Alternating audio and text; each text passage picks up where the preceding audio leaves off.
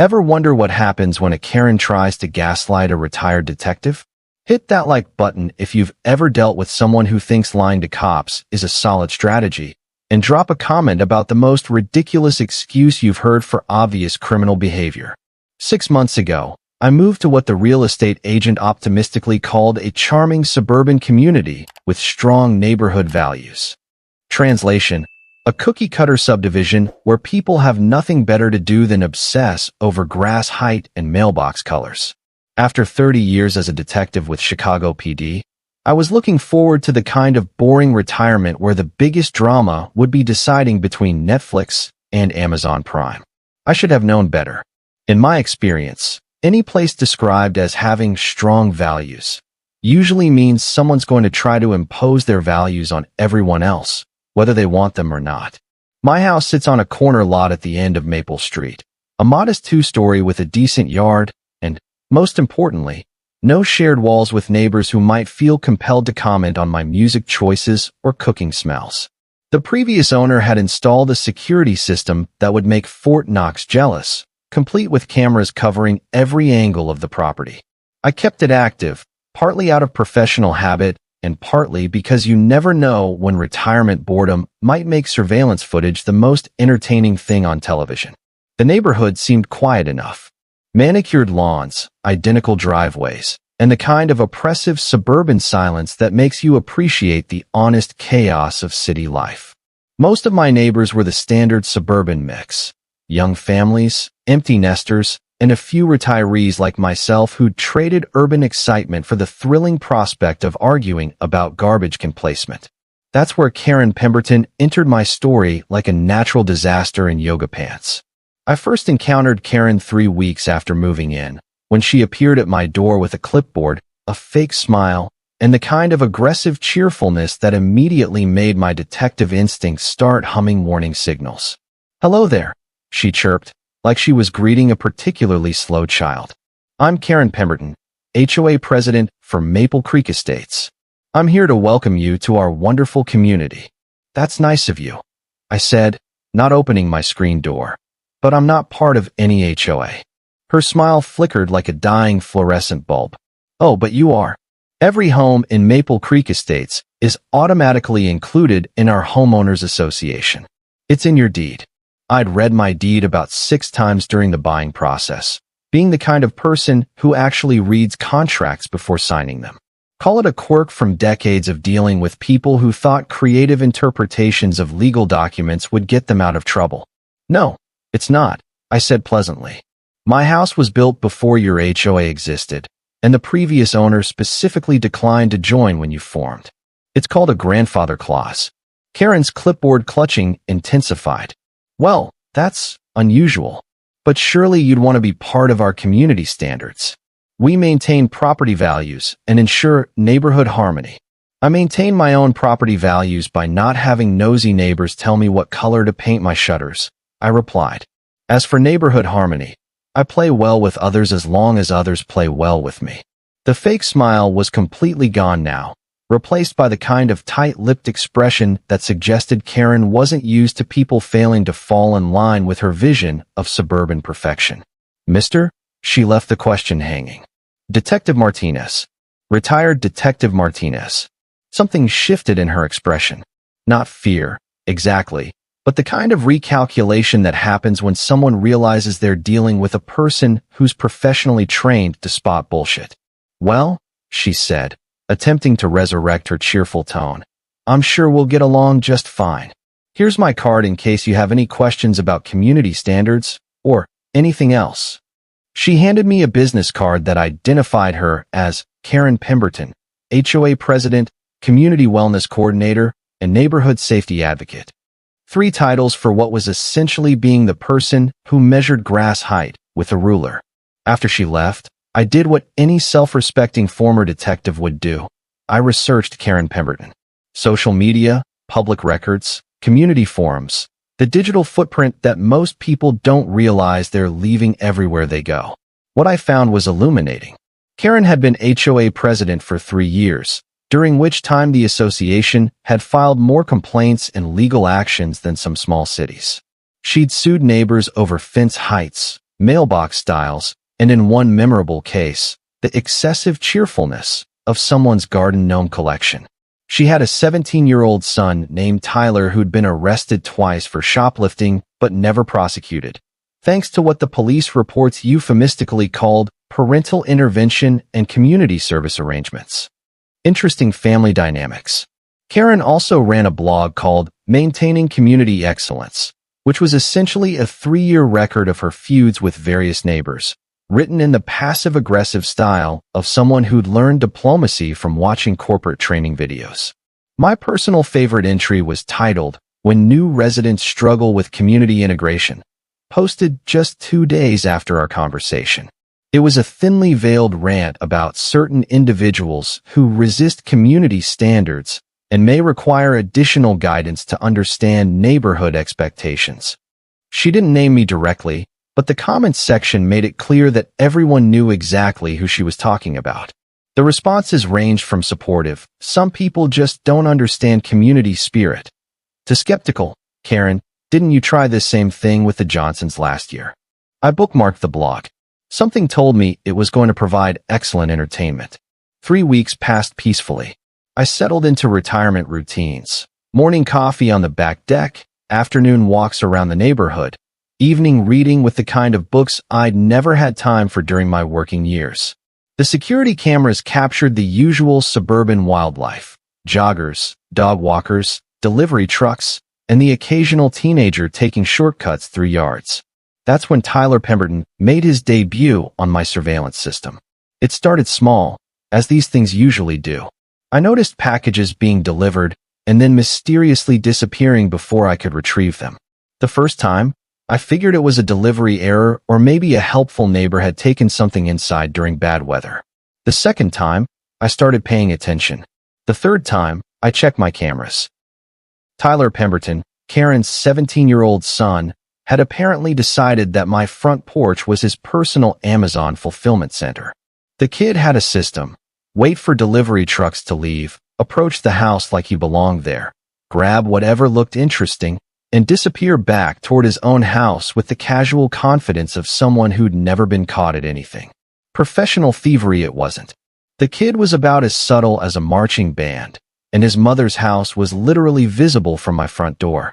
It was like watching someone commit crimes while wearing a name tag. I watched 3 days of footage showing Tyler's regular package stealing routine, complete with him actually examining items on my porch before deciding what was worth taking. He'd apparently stolen a replacement toilet seat, a set of kitchen towels, and ironically, a home security sign I'd ordered. The irony was beautiful, but the theft was still theft. Time to have a conversation with young Tyler. Thursday morning, I positioned myself strategically with a cup of coffee and the morning paper, waiting for the daily delivery run. Right on schedule, the Amazon truck pulled up, dropped off a package, and continued down the street. Like clockwork, Tyler appeared 3 minutes later. He strolled up my driveway with the casual confidence of someone who owned the place, completely oblivious to the fact that I was sitting on my porch in plain sight. The kid was so focused on his target that he didn't notice anything else, a trait that would have gotten him killed in about 6 seconds in any real criminal enterprise. Tyler bent down to grab the package, and that's when I decided to make my presence known. "Morning, Tyler," I said pleasantly. The kid jumped like he'd been tasered. The package flew out of his hands, and he spun around with the wide-eyed expression of someone whose entire worldview had just collapsed. I was just," he stammered, apparently trying to come up with an explanation for why he was holding my mail. "Stealing my packages?" I suggested helpfully. "Because that's what it looked like from here." Tyler's face went through several interesting color changes. "No, I thought maybe it was delivered to the wrong house." "To my house, with my name and address on it." He looked at the package still lying on the ground. Sure enough, it was clearly addressed to me at my correct address. His explanation was falling apart faster than a house of cards in a hurricane. "Look," I said, standing up and walking over to retrieve my package. "I've been watching you do this for weeks. I've got it all on camera. Want to see?" Tyler's face drained of color. "Cameras?" I gestured toward the obvious security cameras mounted around my property. 6 cameras, high definition, Motion activated.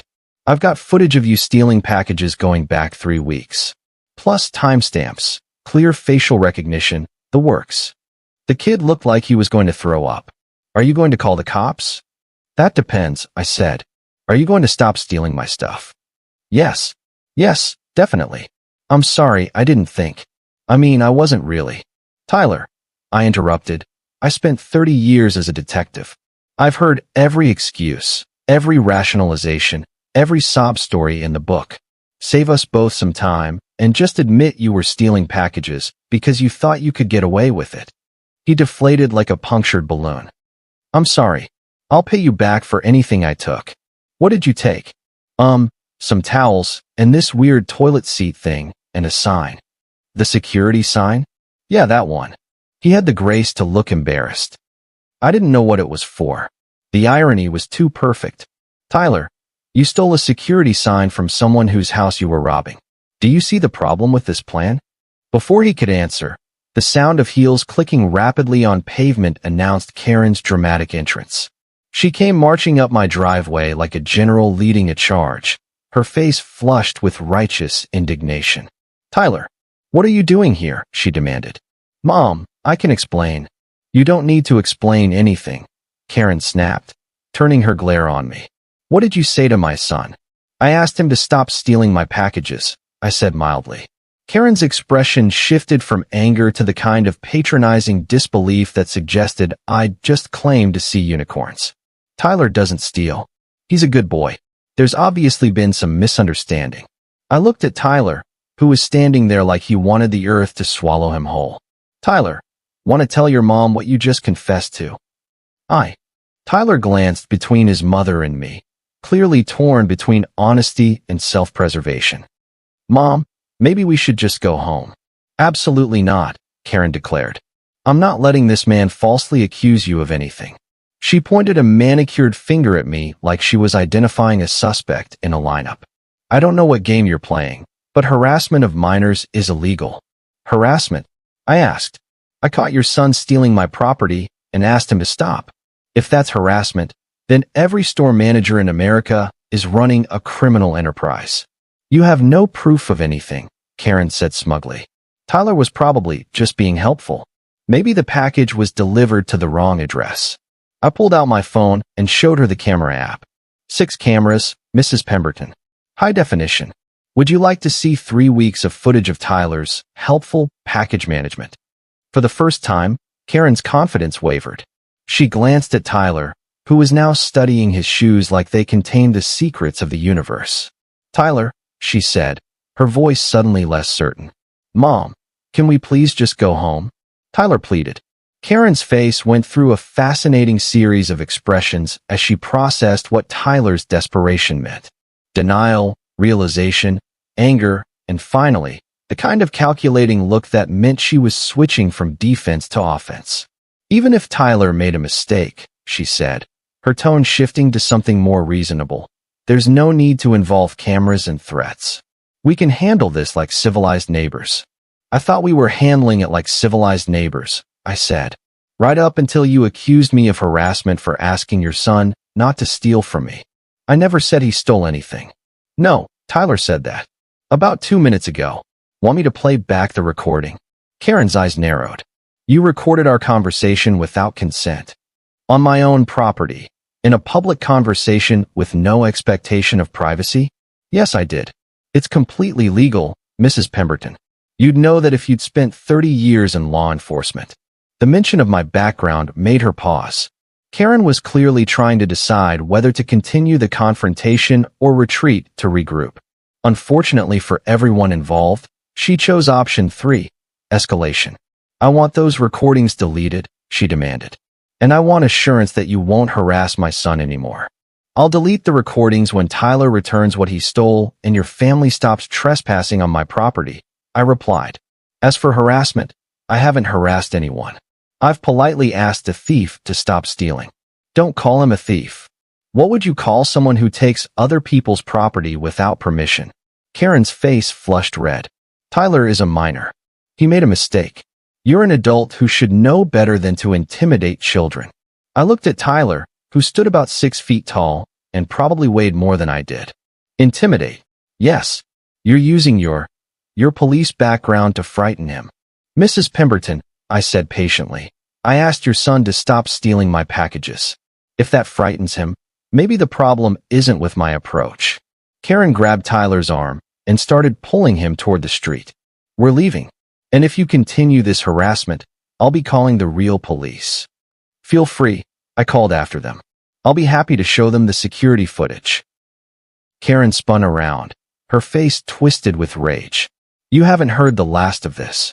And with that dramatic exit line, she marched Tyler back toward their house, muttering loudly enough for the entire neighborhood to hear about bullying and intimidation and people who don't understand community standards.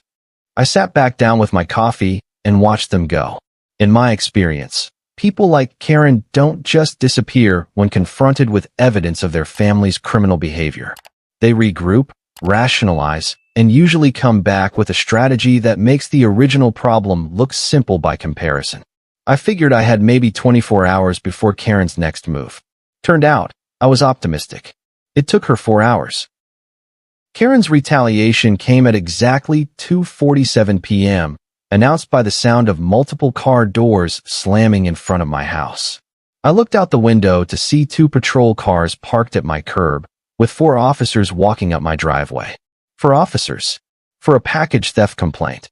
Either Karen had some serious pull with the local police, or she'd spun a story that made me sound like a cross between Charles Manson and a grizzly bear. I opened the door before they could knock, coffee mug in hand, doing my best to look like a harmless retiree instead of someone who'd spent 3 decades dealing with people exactly like whoever had just called in whatever complaint had brought 4 cops to my door. Afternoon, officers, I said pleasantly. What can I do for you? The lead officer, a sergeant in his 40s with the kind of weathered face that suggested he'd seen everything twice, glanced at his notepad. We received a complaint about harassment of a minor. Are you? He checked the name. Detective Martinez? Retired Detective Martinez, I corrected. And yes, that would be me. Something shifted in the sergeant's expression. He was studying my face with the kind of attention that suggested recognition was trying to surface from somewhere in his memory. Sir, we need to ask you some questions about an incident involving a 17-year-old male from this neighborhood. Tyler Pemberton, I said. His mother called this in, I assume? The caller alleged that you threatened her son, demanded money from him, and made unauthorized recordings of private conversations. I almost choked on my coffee. Demanded money? She claims you threatened to call the police unless the family paid you for alleged stolen packages. The creativity was impressive, I'll give Karen that. She'd taken Tyler's offer to pay me back and twisted it into extortion. It was like watching someone turn a traffic stop into a federal kidnapping case. Officers, I said, stepping back and gesturing for them to come in. Why don't you come inside? I think there's been some significant miscommunication about what actually happened here. The sergeant hesitated, then nodded to his team. As they stepped into my living room, I noticed him still studying my face with that half-recognition expression. Can I offer you coffee? I asked. This might take a while. We're fine, sir. Can you tell us about your interaction with Tyler Pemberton this morning? I gave them the straight story. Packages disappearing, security footage showing Tyler stealing them, confronting Tyler, his confession, and Karen's arrival and escalation. The whole time, I watched the sergeant's expression grow more thoughtful. You said you have security footage? One of the younger officers asked. 6 cameras, high definition, motion activated. I can show you everything. I pulled out my phone and started showing them the footage of Tyler's package stealing operation. The officers watched with the kind of professional attention that suggested they'd seen similar evidence before. This is pretty clear, the sergeant said. The kid's definitely taking packages that aren't his. That's what I thought, I said. But according to Mrs. Pemberton, I'm the one harassing people. The sergeant was quiet for a moment, still studying my face. Then, suddenly, his expression cleared. Jesus Christ, he said softly. Danny Martinez? And there it was. Recognition. Sergeant Williams? I replied, placing the face finally. Tom Williams from the 14th District? I'll be damned, Tom said, turning to his officers. Guys, meet Danny Martinez. He was my training sergeant about 15 years ago. The dynamic in the room shifted immediately. The other officers relaxed, and I could see them reassessing the situation through the lens of professional courtesy rather than civilian complaint investigation. Small world, I said. How long have you been out here? 3 years, Tom replied. Made sergeant 2 years ago. Danny, what the hell are you doing in suburbia? Last I heard, you were working homicide downtown. Retired 6 months ago.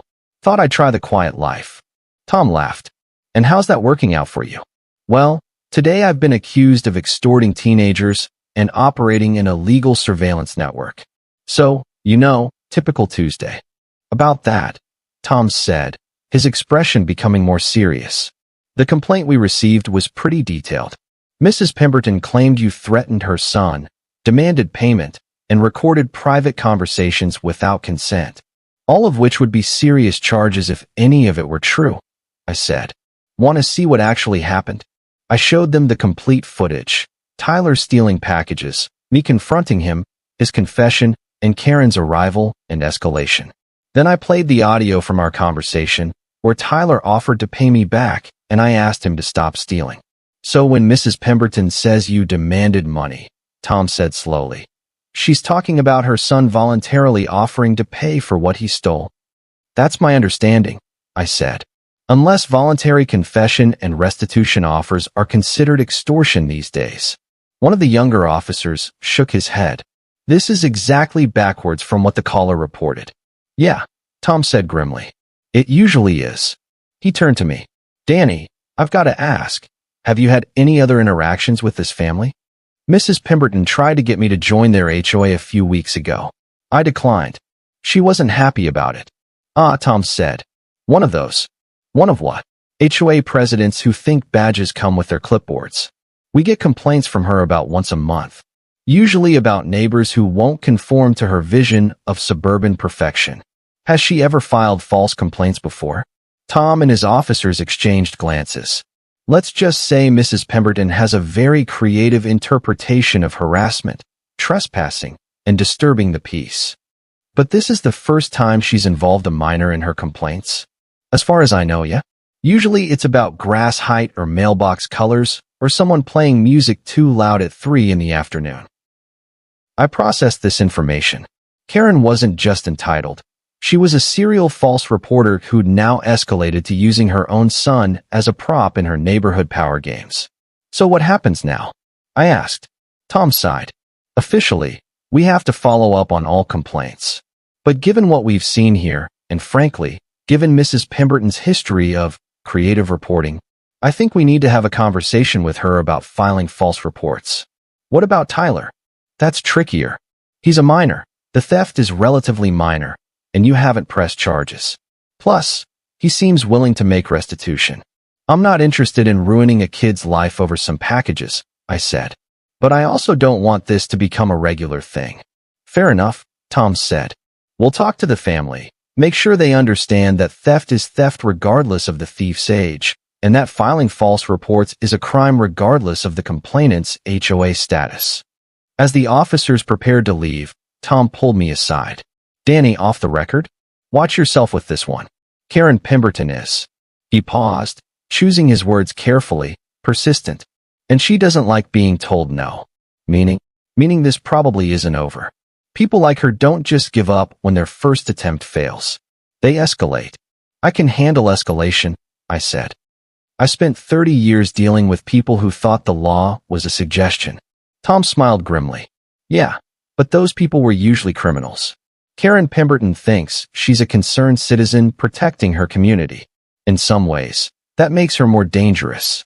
After they left, I sat on my porch and watched Karen's house. Sure enough, I could see her peeking out from behind her curtains, probably wondering why 4 officers had spent 45 minutes in my living room without arresting me. I figured she'd come up with a theory soon enough. And knowing Karen, it would be creative, completely wrong, and designed to justify whatever she decided to do next. I was looking forward to it. Karen's next move came at 7:23 p.m., delivered via the digital battleground of choice for suburban warfare, Facebook. I discovered this when my phone started buzzing with notifications from neighbors I barely knew, all tagging me in comments on Karen's latest blog post. The title was a masterpiece of passive-aggressive creativity, when predators hide behind badges, protecting our children from retired authority figures. The post itself was a work of fiction that would have impressed Stephen King. According to Karen's version of events, I was a disgraced ex-cop who'd moved to the neighborhood to target vulnerable children. She claimed I'd been stalking Tyler for weeks, recording him without consent, and had cornered him on my property to demand money. The cherry on top was her description of my interaction with the police as for officers spending excessive time with a suspected predator, raising questions about professional relationships and potential corruption. It was masterful character assassination, complete with implications of pedophilia, police corruption, and neighborhood endangerment. Karen had managed to paint herself as a heroic mother protecting her child from a dangerous predator while suggesting that the entire police force might be complicit in covering up my crimes. The comments section was pure gold. Karen's usual supporters were out in force with messages like, "Thank you for protecting our children," and "We need to get this man out of our neighborhood." But they were being met with increasing resistance from neighbors who'd apparently had their own encounters with Karen's particular brand of community activism. My favorite comment came from a woman named Sandra Chun. "Karen, isn't this the same story you told about Mr. Patterson last year? And the Hendersons before that? How many predators can one neighborhood have before the common denominator becomes obvious?" Another neighbor, Mike Rodriguez, had posted, "I saw the whole thing from my kitchen window. The kid was stealing packages, the old guy caught him, and Karen went ballistic when she couldn't deny it. This is ridiculous even for you, Karen." But the comment that made me genuinely laugh out loud came from Tom Williams himself, posting from what was clearly his personal account. As the responding officer to this incident, "I can confirm that Mr. Martinez, a 30-year veteran of Chicago PD, did nothing but protect his own property from theft. Filing false reports is a crime, Mrs. Pemberton. You might want to remember that before your next creative writing exercise."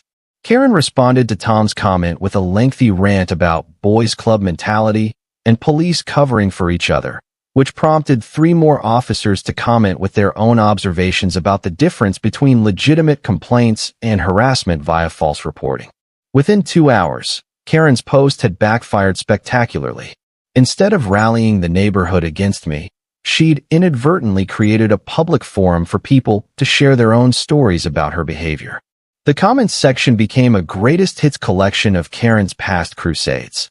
The time she tried to get a neighbor's dog declared dangerously loud for barking during a thunderstorm, her campaign against Halloween decorations that were too scary for children, and her infamous attempt to get the mail carrier fired for delivering mail too early at 9 a.m. But Karen wasn't done. If social media wouldn't work, she'd try direct action.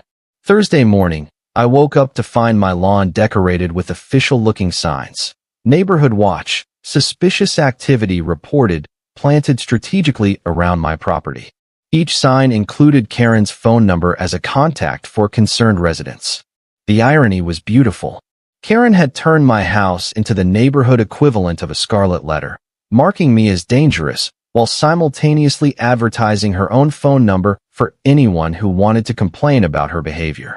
I was photographing the signs for my growing collection of Karen memorabilia when my neighbor Sandra Chun approached from across the street. "Mr. Martinez?" she called. "I'm Sandra. I commented on Karen's Facebook post last night." "I saw that," I said, walking over to meet her. "Thanks for the reality check." Sandra shook her head in disgust. "Karen's been the neighborhood menace for 3 years. This thing with your house is just her latest project. Has she done this before? The signs, I mean." "Oh, this is mild. Last year she convinced the city to install speed bumps on our street because she claimed people were racing through the neighborhood endangering children. Turns out the only person regularly speeding was her son on his dirt bike.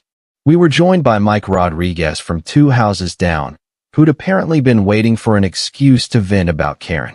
"The woman's insane," Mike said bluntly. "She tried to get my wife arrested for theft of community property because we took apples from a tree that hangs over our fence." Arrested? I asked. Called the cops, filed a report, the whole thing. The officers were so embarrassed they apologized to us for having to respond to the call. Sandra nodded. She's called the police on half the neighborhood at some point. Noise complaints, trespassing allegations, suspicious activity reports. The poor cops probably have her number memorized by now. So why does she get away with it? I asked. Mike and Sandra exchanged glances. Because, Mike said, nobody wants to be the person who goes to war with the HOA president. It's easier to just avoid her and hope she finds a new target. Until now, Sandra added. But you're different. You actually know how to deal with people like her. I'm also not part of your HOA, I pointed out. She can't threaten my property values or homeowners association standing. Exactly, Mike said, which is probably why she's escalating. You're the first person who can't be controlled through HOA politics. As if summoned by our conversation, Karen emerged from her house with Tyler in tow. She marched him directly toward us with the determination of someone preparing for a final confrontation. Mr. Martinez, she called loudly, clearly intending for the entire neighborhood to hear. I need to speak with you. Sandra and Mike instinctively stepped closer to me, forming what looked like a small but determined defensive line. Mrs. Pemberton, I replied pleasantly. Lovely morning, isn't it? She ignored the pleasantries and pointed dramatically at my house. Those signs are going to stay up until you apologize to my son and delete those recordings. Which recordings? I asked. The ones showing Tyler stealing packages, or the ones showing you accusing me of extortion? Tyler, who'd been staring at his shoes throughout this exchange, finally looked up. Mom, can we please just go home? Absolutely not, Karen snapped. This man has terrorized our family long enough. Sandra stepped forward. Karen, we all saw your Facebook post. And we all saw the police response. Maybe it's time to admit you were wrong and move on. Karen turned her glare on Sandra. This doesn't concern you, Sandra. It concerns all of us, Mike added. You're harassing a neighbor based on lies. And we're tired of watching you bully people. More neighbors were starting to gather, drawn by the increasingly loud confrontation. I could see people emerging from houses up and down the street, some with phones out to record what was clearly becoming the neighborhood drama of the decade. Karen looked around at the growing crowd, her face flushing as she realized public opinion was not moving in her direction. Fine, she declared. If this neighborhood won't protect children from predators, I'll find people who will. And with that announcement, she grabbed Tyler's arm and marched him back toward their house, leaving the dozen or so gathered neighbors to stare after them in confusion. Predators? Sandra asked. She's really doubling down on that narrative. Looks like it, I said. Question is, what exactly does she mean by find people who will? Unfortunately, I didn't have to wait long to find out. Karen's people who will protect children turned out to be a combination of social media vigilantes and what I can only describe as professional busybodies with too much time and too little common sense. Friday evening, I was enjoying a peaceful dinner on my back deck when the doorbell rang. Through my security monitor, I could see 5 people on my front porch, 2 women who looked like they'd escaped from a PDA meeting, a man in an expensive suit who screamed, "Lawyer," and 2 younger guys with cameras who were definitely not from the local news station. I opened the door to find what appeared to be Karen's hastily assembled Justice League. Mr. Martinez, said the lawyer-looking guy. I'm Robert Whitman, attorney representing concerned parents in this community. We need to discuss the allegations against you. What allegations would those be? I asked, not inviting them in. One of the PDA escapees stepped forward with a folder full of printed papers. We have evidence that you've been stalking and harassing children in this neighborhood. I accepted the folder and flipped through it. It was Karen's Facebook post printed out, along with what appeared to be several other social media posts from people I'd never met, all describing my suspicious behavior and targeting of minors. It was like reading bad fan fiction based on a story Karen had made up about a story that never happened in the first place. This is interesting, I said, handing the folder back. But I'm confused about something. None of these people live in this neighborhood. How exactly are they concerned parents from this community? The lawyer's confident expression flickered. They're affiliated with Mrs. Pemberton through various community organizations. Social media groups, I translated. Karen posted her story online and recruited strangers to come to my house and harass me. We're not here to harass anyone, said the second PDA woman. We're here to protect children. From what? A retired detective who asked a teenage thief to stop stealing packages. One of the camera guys stepped forward. Sir, we're documenting this for a story about predators who hide behind. Let me stop you right there, I interrupted. Are you actual journalists with actual credentials, or are you part of Karen's social media army? The guy with the camera suddenly looked very uncomfortable. We're independent media professionals. Bloggers, I said. Got it. That's when Tom Williams pulled into my driveway with 2 patrol cars behind him. I'd called him 20 minutes earlier when my security system alerted me to the gathering crowd on my front porch. Tom got out of his car and surveyed the scene with the weary expression of someone who'd dealt with this particular circus before. Evening, folks, he said pleasantly. Can I ask what brings you all to Mr. Martinez's property this evening? The lawyer stepped forward, apparently thinking he could control the narrative. Officer, we're here investigating allegations of child endangerment and stalking. Are you law enforcement? Tom asked. I'm an attorney representing. That's not what I asked. Tom interrupted. Are you a police officer, detective, federal agent, or any other type of law enforcement official authorized to investigate crimes? Well, no, but then you're not investigating anything. You're trespassing on private property while harassing a citizen based on information you obtained from social media. Tom's voice took on the kind of professional authority that made everyone on the porch suddenly very interested in studying their shoes. One of the camera guys tried to slip away, but Tom's partner was already blocking the driveway. Nobody's leaving just yet, Tom said. Mr. Martinez, did you invite these people onto your property? I did not, I said. They showed up uninvited with cameras and accusations based on Facebook posts. Tom nodded and pulled out his notepad. Folks, I'm going to need to see some identification. Starting with you. He pointed to the lawyer. What followed was like watching dominoes fall in slow motion. The lawyer turned out to be a real estate attorney from 2 counties over who'd never handled a criminal case in his life. The PDA women were Karen's fellow administrators from a Facebook group called Protecting Our Communities. The camera guys weren't journalists at all. They ran a YouTube channel called Neighborhood Justice that specialized in confronting people based on social media accusations.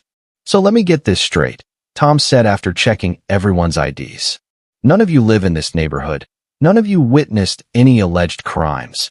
And you're all here because of a Facebook post. The real estate lawyer tried to salvage the situation. Officer, we have a civic duty to. You have a civic duty not to harass innocent people based on social media rumors. Tom cut him off. What you don't have is any authority to investigate anything or confront anyone. That's when Karen made her grand entrance. She came rushing across the street like a general arriving to rally her troops, Tyler trailing reluctantly behind her. Officers, she called dramatically. Thank goodness you're here. This man has been terrorizing our entire neighborhood. Tom turned to Karen with an expression that suggested his patience was reaching its limit. Mrs. Pemberton, did you organize this gathering? I simply shared my concerns with other parents who care about child safety, Karen replied, apparently not recognizing the legal quicksand she was walking into. You used social media to recruit strangers to come to Mr. Martinez's house and confront him? We were just trying to protect. Ma'am, Tom said quietly. Organizing harassment campaigns against citizens is illegal. Bringing people from outside the jurisdiction to intimidate residents is illegal. Using social media to coordinate what amounts to vigilante activity is illegal. Karen's face went through several color changes as the implications sank in. Her volunteer army was looking increasingly uncomfortable as they realized they'd been recruited for what was essentially a criminal enterprise. This is ridiculous. Karen sputtered. He's the one who should be arrested. For what crime? Tom asked patiently. He recorded Tyler without permission. On his own property, in a public conversation. Legal. He threatened him. He asked him to stop stealing packages. Also legal. He's been stalking children. Tom pulled out his phone and showed Karen something on the screen. Mrs. Pemberton, these are the police reports from your previous calls about Mr. Martinez. Would you like me to read them out loud? Because according to our records, every single allegation you've made has been investigated and found to be false. Karen's mouth opened and closed without sound. Her volunteer army was beginning to edge toward their cars. Furthermore, Tom continued, Mr. Martinez has provided video evidence of your son committing theft. The only reason charges haven't been filed is because Mr. Martinez declined to press charges in the interest of not ruining a teenager's future over some packages. Tyler, who'd been silent throughout this entire spectacle, finally spoke up. Mom, can we please just go home? I already apologized, and he said he wouldn't call the cops if I stopped taking stuff. The real estate lawyer cleared his throat nervously. Perhaps we should. Perhaps you should all leave, Tom said firmly. Now, before I start charging people with criminal trespass, conspiracy to harass, and filing false reports. Karen's army evaporated faster than water in a desert.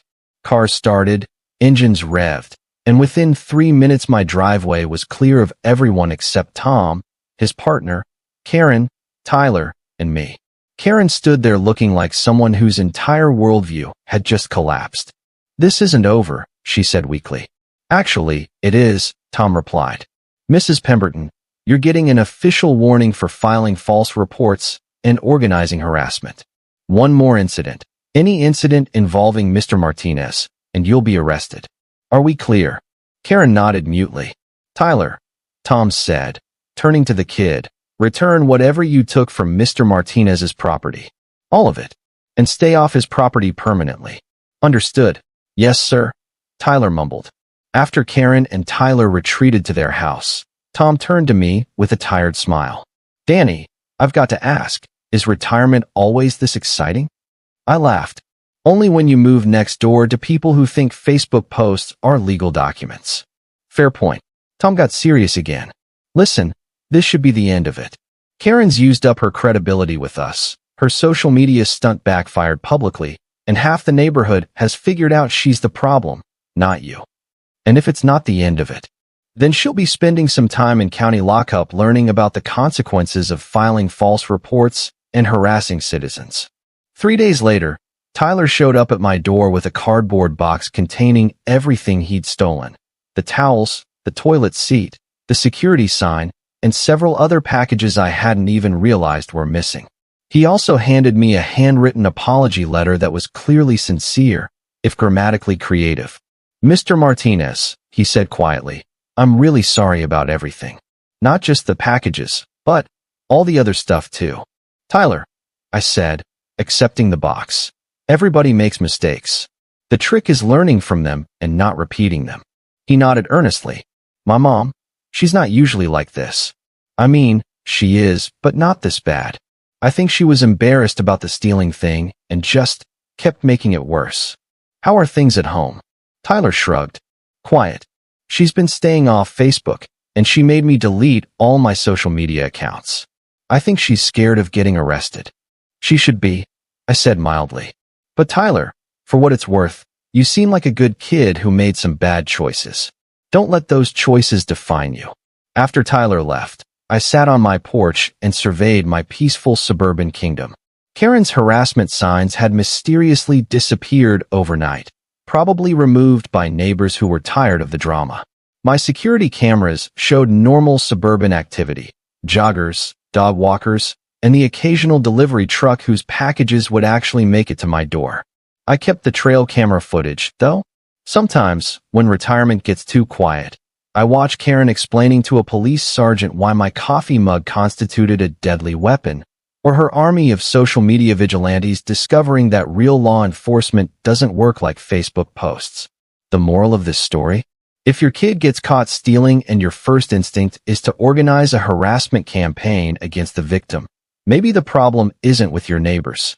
But then again, that would require the kind of self-awareness that Karen had demonstrated was in approximately as short supply as her understanding of criminal law.